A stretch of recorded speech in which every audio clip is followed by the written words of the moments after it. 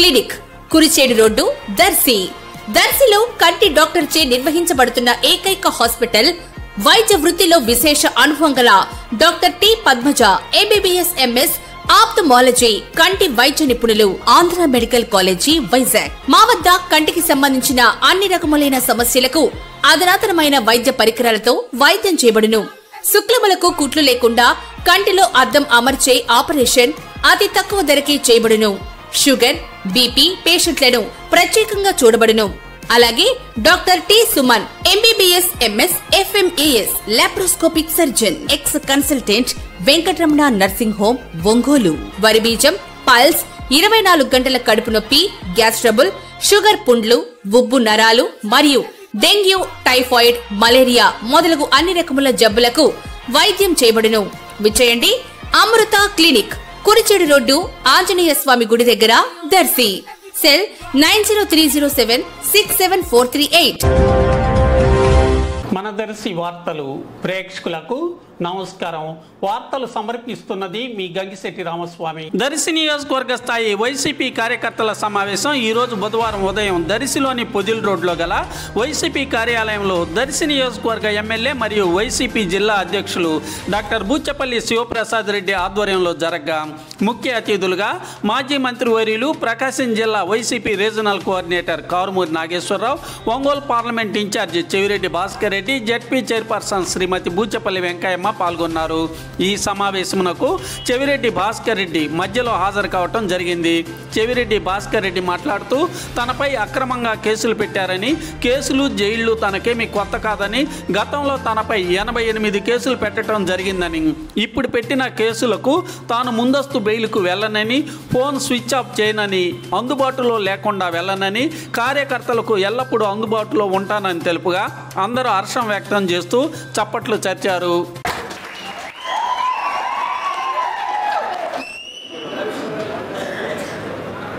సభాధ్యక్షులు, నా ప్రీతమ తమ్ముడు మన శివాకు, ఎందుకంటే అమ్మకి నన్ను కూడా ఎలా చూస్తుందంటే శివా కన్నా ముందు పుడితే పుట్టినట్టు ఎలా ఉంటాను అలా చూస్తున్నాడు. కాబట్టి అమ్మకి ఇద్దరు కొడుకు లెక్క, ఒకటి నేను, ఒకటి శివ. ఎప్పుడు అలాగే మా అన్నదమ్ములు అలాగే ఉంటామని మీకు తెలియజేస్తూ సభాధ్యక్షులు నా తమ్ముడు శివాకు, పెద్దలు, పూజలు, అన్న అజాత శత్రువు, ఆత్మీయుడు నాగేశ్వరమ్మకి, మా అమ్మకు, వేదిక ఉన్న పెద్దలకు, వేదిక ముందున్న నా ఆత్మీయులైన సైనికులు, పెద్దల ఆత్మీయులు, ఎన్నికలప్పుడు మీతో పాటు తిరిగాం, కలిసి పనిచేసాం. నిజంగా కూడా మీరు చూపించిన ప్రేమ, మీరు పడ్డ కష్టం, మా ఇద్దరిని గెలిపించడానికి మీరు చేసిన కృషి, తపన, తాపత్రయం నా కళ్ళ ముందర ఇప్పుడు కూడా ఉన్నాయి. ఓడిపోయినా కూడా ఎప్పుడు మీతో శివత కలిసి మీలో ఒకటిగా ఉంటానని, ఇప్పుడు ఎప్పుడు ఎప్పటికీ మీతో ఉంటానని ఆత్మీయులారా, వీళ్ళు ఒకటి ఆలోచిస్తున్నారు. భయపెడితే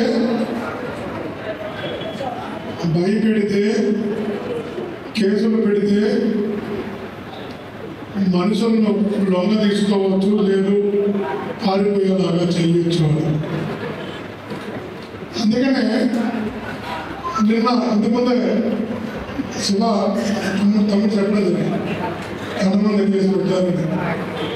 శివ మార్నింగ్ నాకు ఫోన్ చేసి, అన్న ప్రోగ్రామ్ ఉందా, నీ మీద 11 సెక్షన్లో కేసు పెట్టున్నారు, ఒకటి కాదు కదా, ఇంకా ఒక మర్డర్ కేసు తప్ప అన్నీ పెట్టారు, అది ఒకటి ఎందుకు వదిలిపెట్టారు, అన్నీ పెట్టి అన్ని సెక్షన్ పెట్టుకుంటారు, ఎట్లా నీ ప్రోగ్రామ్. నేను ఒకటే చెప్పాను, శివ నేను ఖచ్చితంగా వస్తుందా, నేను పారిపోవడం అనైతికమది, నేనే పారిపోతే నేనే వెళ్ళి దాక్కుంటే నేనే ఫోన్ స్విచ్ ఆఫ్ చేస్తే వాళ్ళు ఎవరు ధైర్యం ఇస్తారు, నా ఫోన్ ఆఫ్ చేయదు. నేను ఎక్కడా పాల్గొను. జనమంతులే నేను మా ఇంట్లో కూడా చెప్పొచ్చు. ఒక 2-3 గంటలు నాకు వేలు రాకపోతే ఫీల్ కావద్దంటే మెంటల్గా ప్రిపేర్ అయిపోతున్నాను. అప్పుడే చెప్తున్నాను, నేను మెంటల్గా ప్రిపేర్ అయ్యే ఉంటాను. వాళ్ళు ఏ క్షణం అరెస్ట్ చేసినా, ఎన్ని నెలలు జైల్లో పెట్టినా, అక్కడి నుంచి అయినా ఆ నుంచి వచ్చైనా పోరాటం కొనసాగిస్తానే తప్ప చెల్లిపోని ఆఫ్ చేసే వ్యక్తిని కాదు, పారిపోయే వ్యక్తిని కాదు. ఇంకోటి కూడా చెప్తున్నా, యాంటిసిపేటెడ్ బెయిల్ కూడా నేను అప్లై చేయాలి. ముందస్తు బెయిల్ కూడా అప్లై చేయాలి. ఏమని ఉండొచ్చు జనకు తెలియాలి. ఆ రోజు జరిగింది ఒక చిన్న బిడ్డకు ఇలా జరిగిందని వాళ్ళ నాన్న నాకు ఫోన్ చేస్తే, వాళ్ళ నాన్న నాకు ఫోన్ చేసి నాతో ఫోన్లో మాట్లాడి నా బిడ్డకి ఇలా జరుగుతుంది, ఆసుపత్రిలో ఉంది, ట్రీట్మెంట్ ఇవ్వాలి, ఇలా జరుగుతుందంటే 80 కిలోమీటర్లు రాత్రి 9 గంటలకు పరిగెత్తిపోయాను. ఒక్క తెలుగుదేశం పార్టీ నాయకుడు వచ్చి పరామర్శించిన వెళ్ళి పరామర్శించారు. ధైర్యం చెప్పా, తిరుపతి లాంటి ఆసుపత్రికి తీసుకొచ్చి మెరుగైన వైద్యం అందించారు. కానీ నేను ఎక్కడ కూడా నోరు తెరిచి ఆ బిడ్డ గురించి కానీ ఆ సంఘటన గురించి కానీ నేను ఎక్కడ కూడా మాట్లాడను. చూపించమని చెప్పిన మీద ఛాలెంజ్ చేస్తున్నా. నేను ఎక్కడైనా సంఘటన గురించి మాట్లాడను, నా వాయిస్ ఉన్నా, నేను ఎక్కడ మాట్లాడలేదు. ఆ సంఘటన గురించి డిస్కస్ చేయడా, నేను వెళ్ళి పలకరించి పరామర్శించి ధైర్యం చెప్పి ఆసుపత్రి మెరుగైన ఉన్నత ఆసుపత్రికి తీసుకొని సబ్మిట్ చేయించి మెరుగైన వైద్యం ఇచ్చేలా కృషి చేసి మరుసటి రోజు రాత్రి జరిగింది. ఆ రోజు తెల్లవారుతో కారుమూరి నాగేశ్వరరావు మన శివ మీటింగ్ పెట్టాడు అక్కడ పార్టీ ఆఫీసులో. తెల్లవారుతో 9 వచ్చేసిన ఇక్కడికి, 4కో 3కో బయలుదేరి. నేను లేడు కూడా లేడు ఆ రోజు. ఇదే ఒంగోలులో శివతో కారుమూరి నాగేశ్వరరావు ఆ రోజు కొత్త వచ్చిన రోజు ముందు రోజు రాత్రి జరిగింది. రాత్రి 1 గంటకి హాస్పిటల్కి అడ్మిట్ చేసినా. నేను ఎవరితో దాని గురించి మాట్లాడినా, ఎవరితో డిస్కస్ చేయనా, అసలు నాకు దాంతో మాట్లాడా టైం కూడా లేదు. అన్న ఫస్ట్ టైం జిల్లాకు వస్తున్నాడు, రావాలని తెల్లారితో 4-5కి బయలుదేరి ఒంగోలుకి వచ్చి మీతో పాటు సాయంత్రం తాగుతున్నాను. నేను మాట్లాడానంట, బహిర్గతం చేశానంట, పోక్సో కేసు పెట్టారు, SCST కేసు పెట్టారు, చాలా కేసులు 11 సెక్షన్లు పెట్టారు. మీకు అవన్నీ చెప్తే ఇన్ని సెక్షన్లు ఉన్నాయని అనుకుంటారు. నేను అడిగాను, ఈ భాషలో నా మర్డర్ కేసు అది కూడా పెట్టాడు. అందుకని ఏం చేస్తారు, తప్పు చేసిన వాడు భయపడతాడు, చెడు ఉద్దేశం ఉన్నవాడు భయపడతాడు. సహాయపడాలనుకున్నాడు, ఆపదలో ఉన్నప్పుడు అండగా ఉండాలనుకున్నాడు, కష్టం వస్తే నిలవాలనుకున్నాడు, భయపడడం ప్రారంభం చేస్తే ఈ సొసైటీలో మంచి అనేది ఎప్పటికీ బతకదు. అందుకే చెప్తున్నాను, చెవిరెడ్డి భాస్కర్ రెడ్డిని అరెస్ట్ చేస్తే ఇన్ని రకాల కేసులు పెడితే తర్వాత ముందు వారిని భయపెట్టాల్సి అనుకుంటున్నారు. చెప్తున్న అదే ఈ యొక్క అనాలోచిత నిర్ణయం. నా మీద 88 కేసులు 5 సంవత్సరాల్లో పెట్టారు. వాళ్ళ పాపం మర్చిపోయారు. 88 కేసులు గత 2014 నుంచి 19 వరకు కొంత పీరియడ్ కిరణ్ కుమార్ గారి పీరియడ్, కొంత పీరియడ్ కలిపి 88 కేసులు పెట్టారు. నెలలు జైల్లో పెట్టారు. తమిళనాడు తీసుకెళ్ళి కొట్టారు, కడప చంద్రబాబు పెట్టి కొట్టారు. మీ పాత్రలో అన్ని కేసులు పెట్టి కొట్టి అన్ని చేస్తేనే ఇంతకన్నా మీరేం చేయగలరు చేసుకున్నాను. మీరు నా మీద కేసు పెట్టి నేను జైలుకి పంపిస్తే నేను భయపడతానా, మాతో ఉన్నాను భయపడతారా? తప్పు చేస్తే భయపడతా. మీకు పాటిస్తున్నా, కష్టాల్లో కలుసున్నాం, అధికారం ఉన్నప్పుడు కలుసున్నాం, కష్టాల్లో కలుసున్నాం, భవిష్యత్తులో కలుసుంటాం. ఏ కార్యకర్తకి ఇబ్బంది వచ్చినా ఈ పార్లమెంటులో, ఎందుకంటే జగనన్న నన్ను ఏ సందర్భంలో ఇక్కడ పంపించారో మీరందరూ హక్కులు చేర్చుకున్నారు. ఎంత హక్కులు చేర్చుకున్నారంటే నాకు జీవితాంతం భయము బాధ్యత ఇచ్చేంత హక్కులు చేర్చుకున్నారు. నిజంగా రిజల్ట్ వచ్చిన తర్వాత ఓడిపోయి ఉండొచ్చు. ఎన్నికలు నేను పోటీ చేస్తున్నా చెప్పారు మాగంటి శ్రీనివాసరెడ్డి గారు. చాలా బోల్డ్, పెద్ద కుటుంబం, ప్రతి ఊళ్ళో ఉన్నారు. ఎమ్మెల్యేలకు అయితే మీకు వైఎస్ఆర్సీపీకి వేయించే తప్ప ఎంపీకి మటుకు టీడీపీకి వేస్తారు.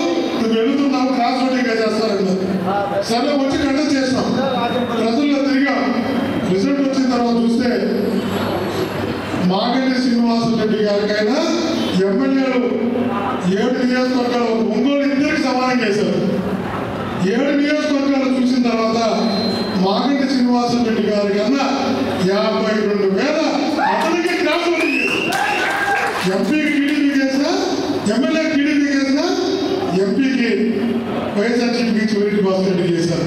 52,000 మంది అంత సీనియర్ కానీ క్రాస్ ఓటింగ్ అవుతుంది అనుకుంటే 5,000 3,000 కాదు, 52,000 ఓట్లు క్రాస్ ఓటింగ్ వేసి అతి తక్కువ మెజారిటీతో ఓడిపోయిన వ్యక్తిగా నేను చెప్పాను. 25,000 ఓట్లు ఉంటే నేను ఖచ్చితంగా పార్లమెంట్ సభ్యుడు అయ్యాను. నిజంగా అదే బాగా వాసన పడిన వాసన 40,000తో కాకుండా 15,000తో ఓడిపోయింటే ఎంపీ అయ్యా. నిజంగా ఎందుకంటే 20,000 ఆయనకి వచ్చుంటే నాకు వచ్చుంటే చెప్తున్నా. కాబట్టి అది తక్కువ ఓట్లతో ఓడిపోయిన వ్యక్తిని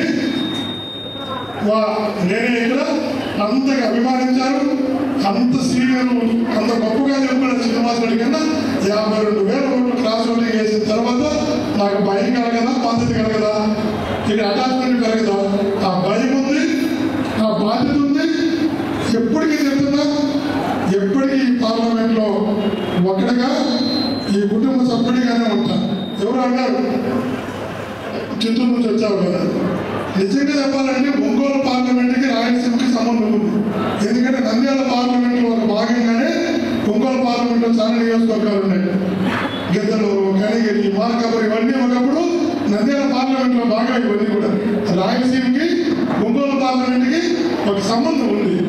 కానీ ఎక్కడో చంద్రగిరిలో ఉన్నటువంటి లోకేష్కి మంగళగిరికి ఏం సంబంధం ఉంది?